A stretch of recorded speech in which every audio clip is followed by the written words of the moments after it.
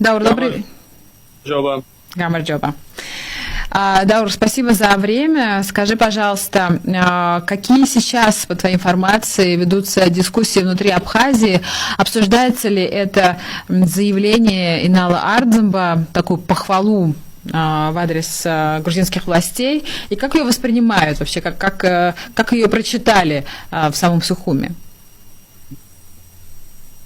Вы знаете, давайте, наверное, начнем с того, что и будем исходить из того, что эти все слова сегодня говорила российская сторона. И Инал Ардземба, как-никак, он сегодня является рупортом Москвы. Он повторил просто то же самое, что сказал Кремль. То есть эти слова были именно Кремля на сегодняшний день. Угу. А также опять можно на это реагировать. Да, я читал очень много комментариев, как на это люди реагировали. То есть кому-то это, конечно же, не нравилось. Но опять не будем забывать, что это есть. То есть сегодня, да, Грузия действительно развивается. И это будет странно, если это не будут замечать на территории Абхазии те же самые политики. Тот же самый Инал Ардземба. Почему-то очень...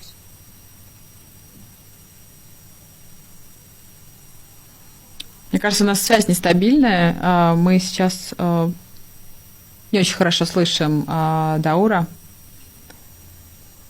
Даур, а ты можешь нас слышать? Да, я вас слышу. Хорошо. Да, вот сейчас хорошо, да. То есть, да, можем продолжить мысль. Я говорю о том, что эти слова говорил сегодня Кремль. О том, что Грузия сегодня развивается и выглядит это все как похвала.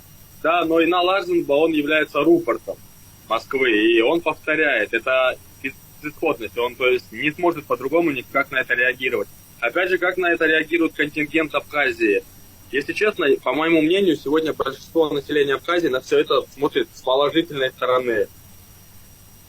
И это было бы глупо не замечать. Что ты имеешь в виду, говоря об этом?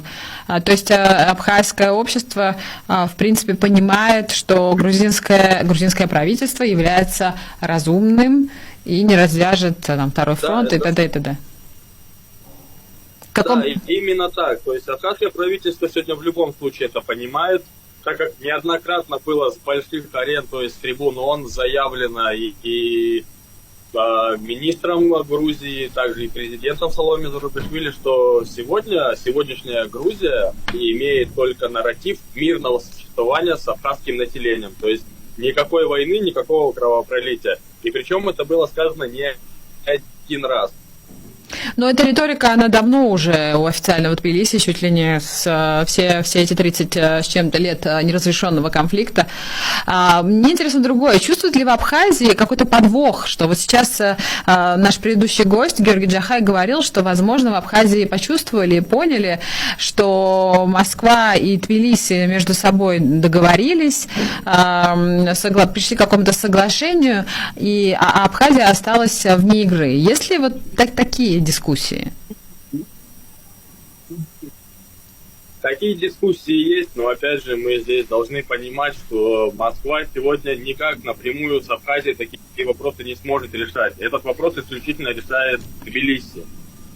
Да, и об этом люди, конечно, на территории Абхазии также разговаривают, потому что есть какие-то опасения касательно тех же самых земель, что сегодня с постройкой апарт-отелей Грузия, то есть грузины смогут выкупать эти земли.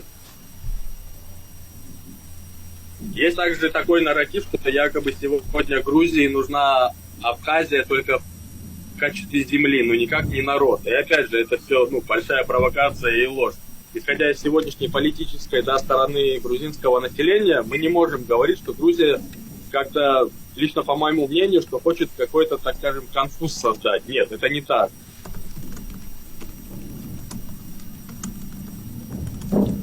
А какие ассоциации в первую очередь у абхазов вот есть? Проводят ли они аналогии с тем же Нагорным Карабахом, что там Россия предала Армению? Чувствуют ли они, что Россия может точно так же поступить в отношении Абхазии, например? Да, конечно.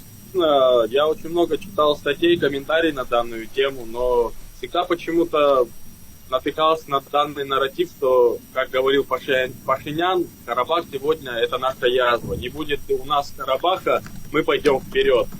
И сегодня же также абхазская сторона очень много что говорит о данной ситуации. Также это заявлял и Сергей Штампов в своем, кстати, недавнешнем интервью, что несмотря на то, как бы нас Россия сегодня не поддерживала, мы должны ожидать от данной стороны любого подвоха, так как эта страна намного больше, намного развитее, чем сегодня мы.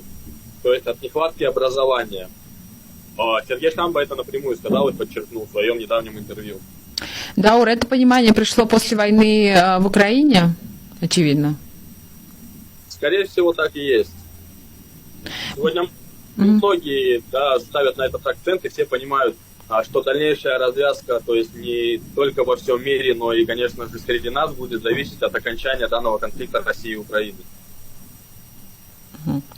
А есть ли понимание того, что вот сейчас именно тот момент, когда Абхазия должна выстраивать какую-то свою новую политику, какой-то план «Б», чтобы просто не исчезнуть?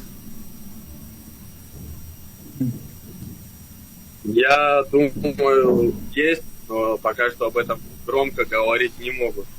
Даже если элементарно обратить на данную ситуацию, что происходит, и Налаженко закрывает все, так скажем, иностранные агентства, которые работают на территории Абхазии, также выступает с заявлением, что запрещает общаться грузинам и абхазам, в особенности в тех проектах, где есть эта связь. Это дополнительная изоляция. Я думаю, сегодня на территории Абхазии данные руководители понимают, что если грузин и абхаз будет налаживать между собой отношения какое-либо, это, так скажем, усугубит то положение, а именно в том плане, что они не смогут управлять данным народом. Угу.